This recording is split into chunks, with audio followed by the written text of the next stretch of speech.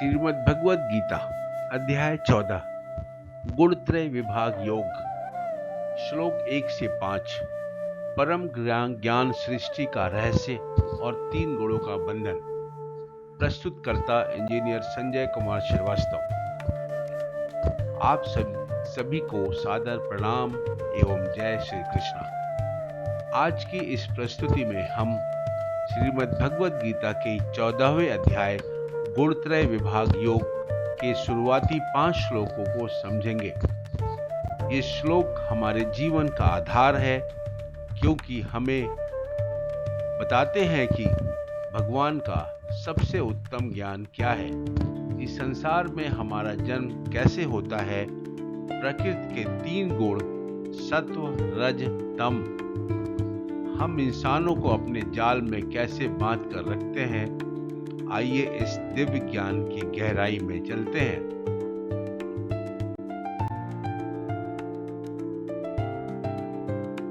श्रीमद् भगवद गीता के 14वें अध्याय गुणत्रय विभाग योग के श्लोक 1 से 5 तक का मूल संस्कृत और उनके सरल हिंदी अर्थ आगे दिए गए हैं। इस भाग में भगवान श्री कृष्ण ज्ञान की महिमा, सृष्टि की उत्पत्ति और तीनों गुणों के बंधन के बारे में बता रहे हैं। परमं भूयः वक्ष्यामि ज्ञानानां ज्ञानम् उत्तमं यथा ज्ञात्वा मुनयः सर्वे परां सिद्धम् इतः गता। यह श्लोक श्रीमद् भगवद गीता के 14वें अध्याय गुण त्रय विभाग योग का पहला श्लोक है। इसमें भगवान श्री कृष्ण अर्जुन को उस परम ज्ञान के बारे में बता रहे हैं जिसे जानकर मनुष्य संसार के बंधनों से मुक्त हो जाता है। इस श्लोक का अनुवाद इस प्रकार किया जाता है: ज्ञानानाम ज्ञानों में भी उत्तमम तत अति उत्तम उस परम अन्य परम ज्ञान को मैं भूयः फिर वक्ष्यामि कहूंगा, यथा जिसको ज्ञात्वा मतलब जानकर सर्वे सब मुनिजन इतः इस संसार से मुक्त होकर परम सिद्धि को गता प्राप्त हो गए हैं, अर्थात पूर्ण परमात्मा को प्राप्त हो गए हैं। हिंदी में अर्थ इस प्रकार कहा जाता है: ज्ञानों में भी अति उत्तम उस अन्य परम ज्ञान को मैं फिर कहूंगा, जिसको जानकर सब मुनिजन इस संसार से मुक्त होकर परम सिद्धियों को प्राप्त हो गए हैं, अर्थात पूर्ण परमात्मा को प्राप्त हो गए हैं। इस श्लोक में भगवान श्री कृष्ण 2 मुख्य बातों पर बल देते हैं: यह ज्ञान की महत्ता और इसका इतिहास। भगवान अर्जुन से कहते हैं कि मैं यह ज्ञान भूयः यानी फिर से कह रहा हूं। अर्जुन को उन्होंने पहले भी सांख्य योग, कर्म योग और भक्ति योग का ज्ञान दिया है, लेकिन भगवान जानते हैं कि गंभीर आध्यात्मिक सत्यों को बार बार सुनने से ही वे बुद्धि में दृढ़ होते हैं। यह ईश्वर की करुणा को दिखाता है कि वे अपने भक्त को समझाने के लिए बार बार प्रयास करने को तैयार हैं। संसार में कई प्रकार के ज्ञान हैं: भौतिक विज्ञान, कला, राजनीति और यहाँ तक कि वेदों के कर्म कांड का ज्ञान। लेकिन वह सब ज्ञान अस्थायी है और मनुष्य को जन्म मरण के चक्र से मुक्ति नहीं कर सकता। इस अध्याय में भगवान प्रकृति के 3 गुणों सत्व, रज और तम का ज्ञान देने वाले हैं। यह ज्ञान उत्तम इसलिए है क्योंकि यह हमें यह देखना सिखाता है कि हमारा मन और यह संसार कैसे काम करता है। जब आप इन तीनों गुणों के खेल को समझ लेते हैं, तभी आप उनसे ऊपर उठकर अपनी आत्मा को पहचान सकते हैं। भगवान यहाँ इस ज्ञान की प्रामाणिकता दे रहे हैं। वे कह रहे हैं कि यह कोई काल्पनिक या नया सिद्धांत नहीं है। अतीत में जितने भी मुनि हुए हैं, वे सभी इसी मार्ग पर चलकर इस ज्ञान को आत्मसात करके परम सिद्धि यानी मोक्ष को प्राप्त हुए हैं। इतः कथाः का अर्थ है कि वे इस नश्वर संसार की सीमा से पार गए हैं। व्यवहारिक जीवन में सीख मिलता है कि यह श्लोक हमें अपने भीतर झांकने की परंपरा देता है। हमें केवल अपनी बाहरी दुनिया का ज्ञान नहीं, बल्कि अपने आंतरिक स्वभाव को जानना चाहिए। आध्यात्मिक मार्ग पर ज्ञान को बार बार सुनना और उस पर मनन करना आवश्यक है। जीवन का अंतिम उद्देश्य केवल सांसारिक सफलता नहीं, बल्कि उस पर परम आनंद और शांति सिद्धि का पाना अपरिवर्तनीय है।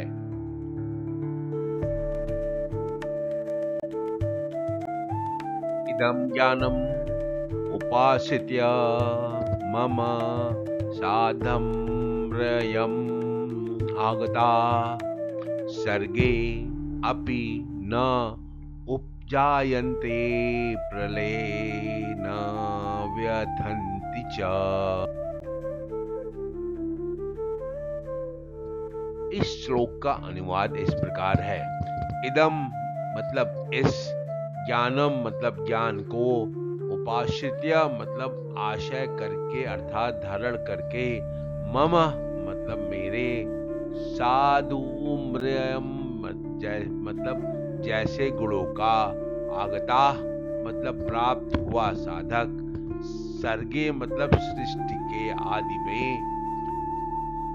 न उपजायते मतलब उत्पन्न नहीं होने, च मतलब और, प्रलय मतलब प्रलय काल में, अपि मतलब भी, न व्यथयन्ति मतलब व्याकुल नहीं होते। हिंदी में अर्थ इस प्रकार है। इसे ज्ञान को आश्रय करके अर्थात धारण करके मेरे जैसे गुणों को प्राप्त हुआ साधक सृष्टि के आदि में उत्पन्न नहीं होते और प्रलय काल में व्याकुल नहीं होते।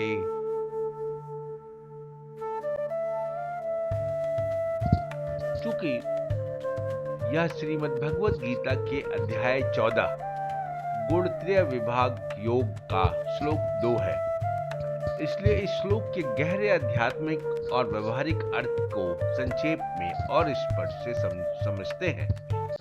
इस श्लोक में भगवान श्री कृष्ण इस विशेष ज्ञान को जीवन में उतारने का अंतिम परिणाम बता रहे हैं। जो इस ज्ञान को सिद्ध कर लेता है, वह जन्म और मृत्यु अर्थात सृष्टि और प्रलय के चक्र से हमेशा के लिए मुक्त हो जाता है। इस श्लोक के मुख्य शब्द को अगर गहराई में उतरा जाए अर्थात उसे गहरा अर्थ कहा जाए तो इस प्रकार है। उपाश्रित्य मतलब दृढ़ता से अपनाकर। ज्ञान केवल बौद्धिक स्तर पर जानने के लिए नहीं है, इसे अपने स्वभाव, निर्णय और दैनिक जीवन में पूरी तरह से उतारना ही उपाश्रय है। दूसरा शब्द है मम सामर्म्यम अर्थात मेरे जैसा स्वभाव। इसका अर्थ यह नहीं कि जीव भगवान बन जाता है, इसका अर्थ है कि जीव के भीतर भी भगवान जैसे ही गुण, जैसे असीमित शांति, करुणा, आनंद और समता प्रकट हो जाते हैं। वह ईश्वरीय चेतना में लीन हो जाता है।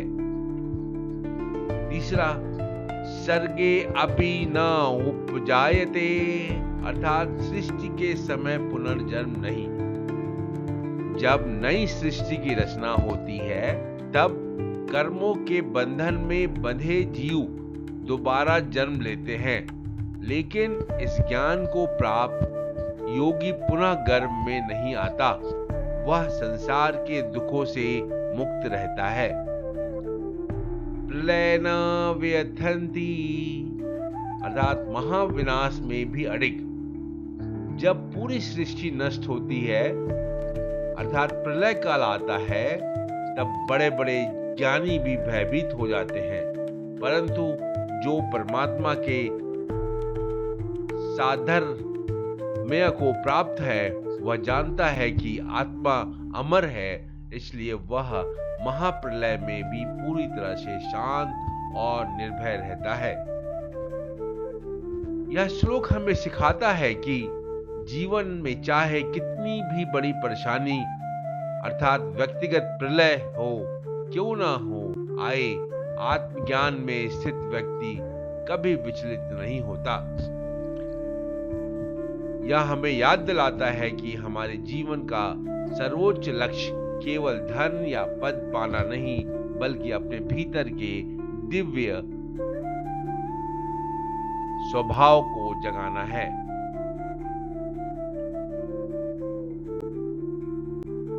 मम योनिः महत्तत् ब्रह्म तस्मिन् गर्भं दधामि अहम् संभवा सर्वभूतानां तत भवति भारत।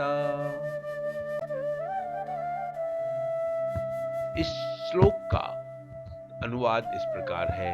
भारत मतलब हे अर्जुन, मम मतलब मेरी, महत मतलब मूल प्रकृति अर्थात दुर्गा को तो संपूर्ण प्राणियों की, योनि मतलब योनि है अर्थात गर्भाधान का स्थान है, और अहम ब्रह्म मतलब मैं ब्रह्म काल, तस्मिन मतलब उस योनि में, गर्भम मतलब गर्भ को, ददामि मतलब स्थापन करता हूँ, ततः मतलब उस संयोग से, सर्वभूतानाम मतलब सब प्राणियों की, संभवा मतलब उत्पत्ति, भवति मतलब होती है।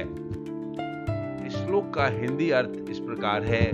हे अर्जुन, मेरी मूल प्रकृति अर्थात दुर्गा जो संपूर्ण प्राणियों की योनि है अर्थात गर्भाधान का स्थान है, और मैं ब्रह्म काल उस योनि में गर्भ को स्थापित करता हूँ, उस संयोग से सब प्राणियों की उत्पत्ति होती है।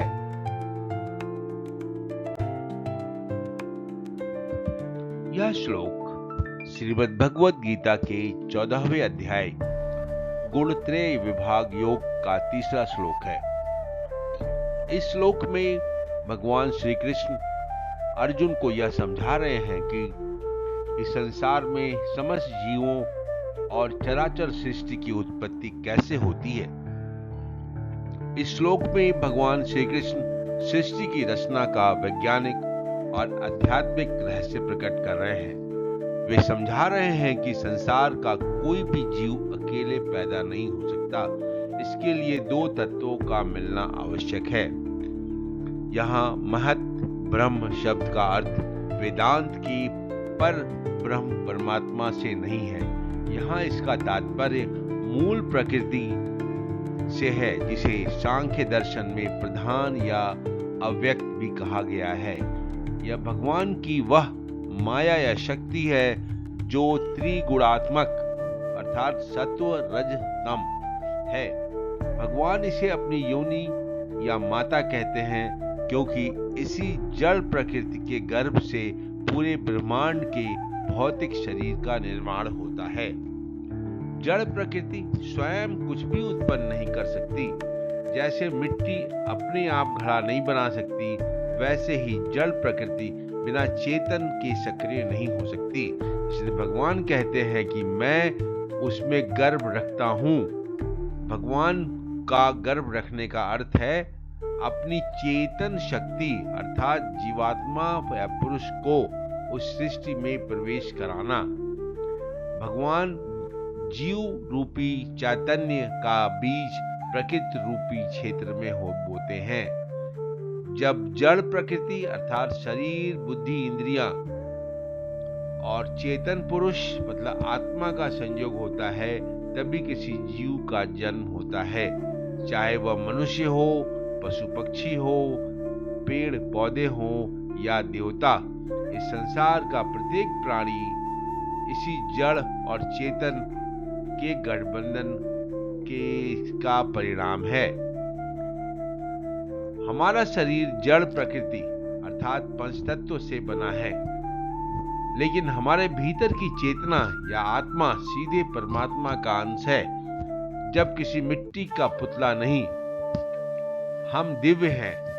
प्रकृति हमारी माता है जो हमें शरीर देती है, और परमात्मा हमारे पास परम पिता है जो हमें जीवन अर्थात चेतना देते हैं।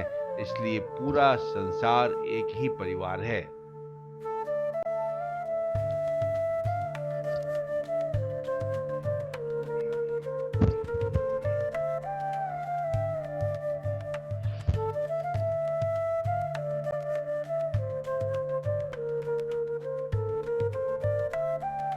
आज मैं आपके सामने श्रीमद् भगवद गीता के 14वें अध्याय का एक ऐसा श्लोक लेकर उपस्थित हुआ हूँ जो हमारे अस्तित्व के सबसे बड़े रहस्य का उजागर करता है। यह श्लोक हमें बताता है कि इस ब्रह्मांड में हमारा जन्म क्यों हुआ और हमारी असली पिता कौन है। भगवान श्री कृष्ण अर्जुन से कहते हैं, सर्वयोनिषु कौन्तेय मूर्तिः संभवन्ति या तासां ब्रह्म महत् योनि अहम बीज प्रदः पिता। मेरे प्रिय साथियों, इस श्लोक का सीधा और स्पष्ट अर्थ है, भगवान श्री कृष्ण अर्जुन को कौन्तेय यानी कुंती पुत्र कहकर संबोधित करते हैं और कहते हैं, हे अर्जुन, संसार की समस्त योनियों में यानी मनुष्य, पशु, पक्षी, पेड़ पौधे या जलचर जितने भी जीव पैदा होते हैं, उन सबको जन्म देने वाली माता महान प्रकृति है, और मैं उन सब में चेतना का बीज बोने वाला बीज प्रद पिता हूं। इस श्लोक का अनुवाद किया जाए तो इस प्रकार है, कौन्तेय मतलब हे अर्जुन, सर्व योनिषु मतलब सब योनियों में, या मतलब जितनी, मूर्तियां मतलब मूर्तियों अर्थात शरीरधारी प्राणी, संभवन्ति मतलब उत्पन्न होते हैं, महत् मूल प्रकृति तो, तासाम मतलब उन सब की, योनिः गर्भ धारण करने वाली माता है, और अहम ब्रह्म मतलब मैं, बीज प्रदः बीज को स्थापित करने वाला पिता मतलब पिता हूं। देवियों और सज्जनों, आइए इस बात को थोड़ी गहराई से समझते हैं। आज का आधुनिक विज्ञान भी मानता है कि हमारा यह भौतिक शरीर पंच तत्वों पृथ्वी, जल, अग्नि, वायु और आकाश से बना है। ये पंच तत्व क्या है? यही तो प्रकृति है। प्रकृति हमारे शरीर को आकार देती है, ठीक वैसे ही जैसे एक माँ शिशु को जन्म देती है। लेकिन क्या केवल एक भौतिक शरीर ही जीवित कहा जा सकता है? नहीं, जब तक उस शरीर के भीतर आत्मा यानी चेतना का प्रवेश न हो, वह शरीर केवल मिट्टी का ढेर है। श्री कृष्ण कहते हैं कि उस जड़ शरीर के भीतर चेतना का, जीवन का जो बीज पड़ता है वह किसी और का नहीं बल्कि साक्षात परमेश्वर का है। इसे एक सरल उदाहरण से समझिए। जिस प्रकार एक बीज को मिट्टी में बोने पर ही पौधा बनता है, जहां मिट्टी उसे पोषण देती है और बीज उसे जीवन का आकार देता है, ठीक उसी प्रकार यह पूरी सृष्टि प्रकृति और परमात्मा के मिलन का परिणाम है। भाइयों और बहनों, गीता का यह श्लोक सिर्फ कोई धार्मिक विचार नहीं है, बल्कि यह वसुधैव कुटुंबकम और सार्वभौमिक भाईचारा का सबसे बड़ा आधार है। जब भगवान खुद कह रहे हैं कि संसार के प्रत्येक जीव के पिता हैं, तो इसका अर्थ यह हुआ कि चाहे कोई भी इंसान हो, किसी भी जाति, धर्म, संप्रदाय या देश का हो, हम सब एक ही ईश्वर के संतान हैं। इतना ही नहीं, यह श्लोक हमें पर्यावरण और जीव जंतुओं के प्रति संवेदनशील बनाना सिखाता है। पेड़ पौधे, पशु पक्षी भी उसी पिता के संतान हैं। इसलिए प्रकृति का सम्मान करना और हर जीव के प्रति दया भाव रखना हमारा परम कर्तव्य बन जाता है। अंत में मैं यही कहना चाहूंगा कि जब जीवन की भागदौड़ में हम खुद को अकेला, असहाय या कमजोर महसूस करें, तो गीता के इस श्लोक को याद कर लेना। यह याद रखना कि ब्रह्मांड का सबसे बड़ा शासक, वो परम पिता परमेश्वर हमारा हाथ थामे खड़ा है, क्योंकि हम उसी के अंश हैं। यदि हम इस सत्य को स्वीकार कर लें, तो हमारे भीतर से सारा डर, सारा भेदभाव और सारा अहंकार हमेशा के लिए समाप्त हो जाएगा। जय श्री कृष्ण। धन्यवाद।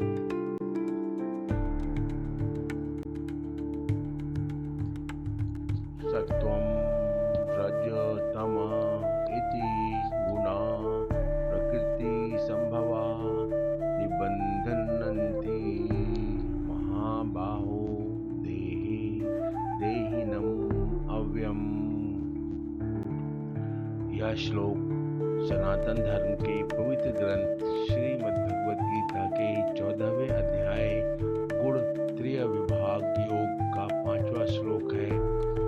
इसमें भगवान श्री कृष्ण अर्जुन को प्रकृति के 3 गुणों और उनके प्रभाव के बारे में बता रहे हैं।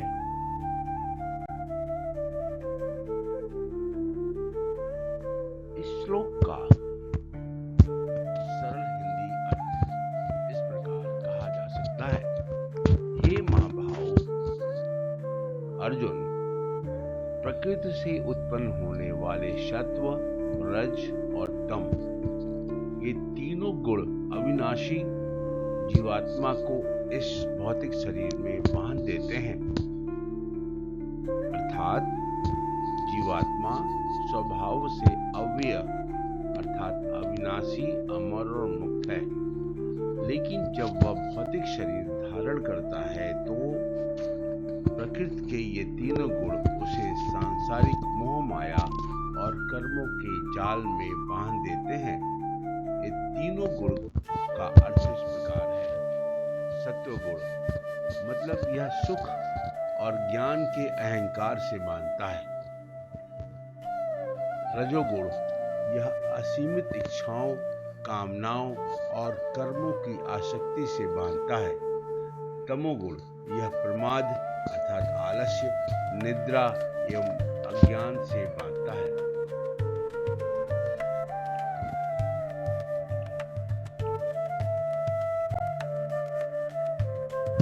भाइयों और बहनों, इस प्रकार श्रीमद् भगवद गीता के 14वें अध्याय के इन शुरुआती 5 श्लोकों में भगवान श्री कृष्ण ने हमें जीवन का सबसे गहरा रहस्य समझाया है।